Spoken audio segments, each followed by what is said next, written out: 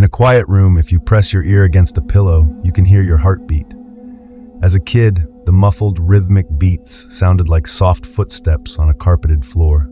So as a kid, almost every night, just as I was about to drift off to sleep, I would hear these footsteps, and I would be ripped back to consciousness, terrified. For my entire childhood, I lived with my mother in a fairly nice neighborhood that was in a transitional phase.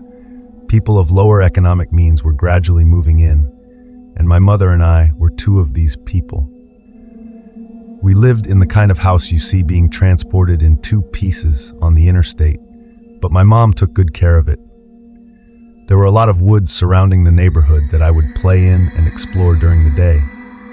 But at night, as things often do to a kid, they took on a more sinister feeling.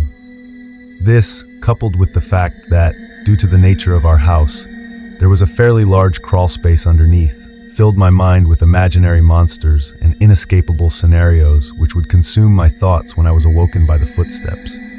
I told my mom about the footsteps, and she said that I was just imagining things. I persisted enough that she blasted my ears with water from a turkey baster once just to placate me, since I thought that would help. Of course it didn't. Despite all the creepiness and footsteps, the only weird thing that ever happened was that, every now and then, I would wake up on the bottom bunk despite having gone to sleep on the top. But this wasn't really weird, since I'd sometimes get up to piss or get something to drink and could remember just going back to sleep on the bottom bunk. I'm an only child, so it didn't matter. This would happen once or twice a week, but waking up on the bottom bunk wasn't too terrifying. But one night, I didn't wake up on the bottom bunk. I had heard the footsteps, but was too far gone to be woken up by them. And when I was awoken, it wasn't from the sound of footsteps or a nightmare, but because I was cold. Really cold. When I opened my eyes, I saw stars.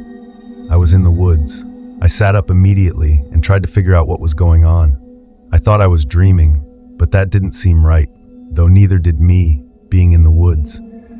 There was a deflated pool float right in front of me, one of those ones shaped like a shark. This only added to the surreal feeling, but after a while, it seemed like I just wasn't going to wake up because I wasn't asleep. I stood up to orient myself, but I didn't recognize these woods. I played in the woods by my house all the time, so I knew them really well. But if these weren't the same woods, then how could I get out? I took a step and felt a shooting pain in my foot, which knocked me back to where I had just been laying. I had stepped on a thorn. By the light of the moon, I could see that they were everywhere. I looked at my other foot, but it was fine, and as a matter of fact, so was the rest of me. I didn't have another scratch on me, and I wasn't even that dirty. I cried for a little bit and then stood back up. I didn't know which way to go, so I just picked a direction. I resisted the urge to call out since I wasn't sure I wanted to be found by who or what might be out there. I walked for what seemed like hours. I tried to walk in a straight line and tried to course correct when I had to take detours, but I was a kid and I was afraid. There weren't any howls or screams, and only once did I hear any noise that scared me. It sounded like a crying baby. I think now that it was just a cat, but I panicked. I ran veering in different directions to avoid big thicks of bushes and collapsed trees. And I was paying close attention to where I stepped, because by that point my feet were in pretty bad shape. I paid too much attention to where I was stepping, and not enough to where those steps were leading. Because not long after hearing the cry, I saw something that filled me with a kind of despair I haven't experienced since. It was the pool float. I was only 10 feet from where I had woken up. This wasn't magic or some supernatural space bending. I was lost. Up until that moment, I thought more about getting out of the woods than how I got in, but being back at the beginning caused my mind to swim. I wasn't even sure that these were my woods. I had only been hoping that they were. Had I run in a huge circle around that spot, or did I just get turned around and start making my way back? How was I going to get out? At the time, I thought the North Star was just the brightest star, and so I looked and found the brightest one and followed it. Eventually, things started to look more familiar, and when I saw the ditch, a dirt ditch my friends and I would have dirt-clawed wars in, I knew I had made it out. By that point, I was walking really slowly because my feet hurt so much. But I was so happy to be so close to home that I broke into a light jog.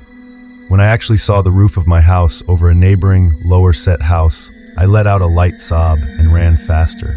I just wanted to be home.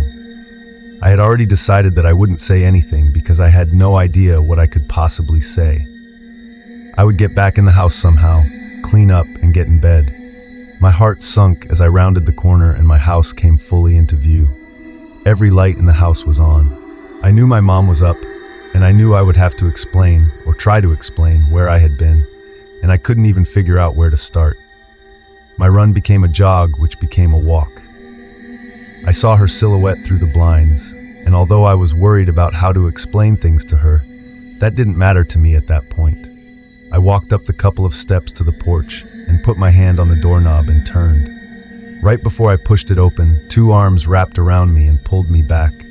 I screamed as loud as I could, "Mom, help me! Please, Mom!" The feeling of being so close to being safe and then being physically pulled away from it filled me with a kind of dread that is, even after all these years, indescribable.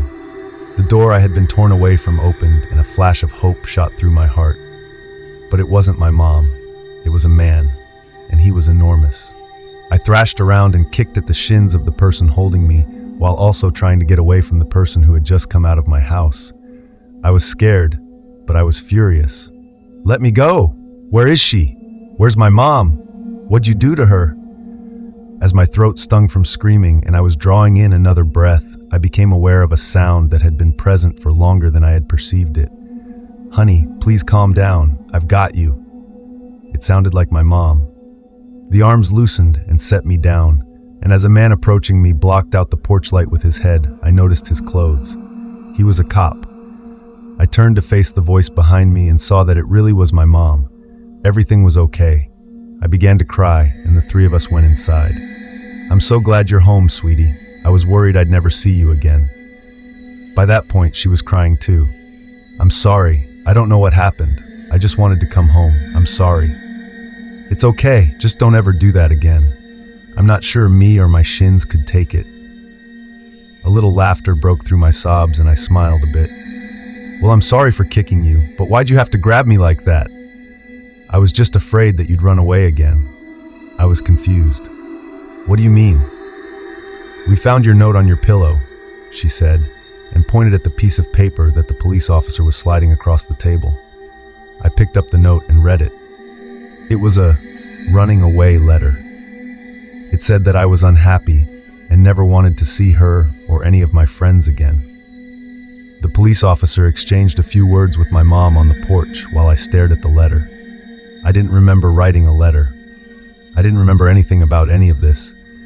But even if I sometimes went to the bathroom at night and didn't remember, or even if I could have gone into the woods on my own, even if all that could have been true, the only thing I knew at that point was, this isn't how I spell my name.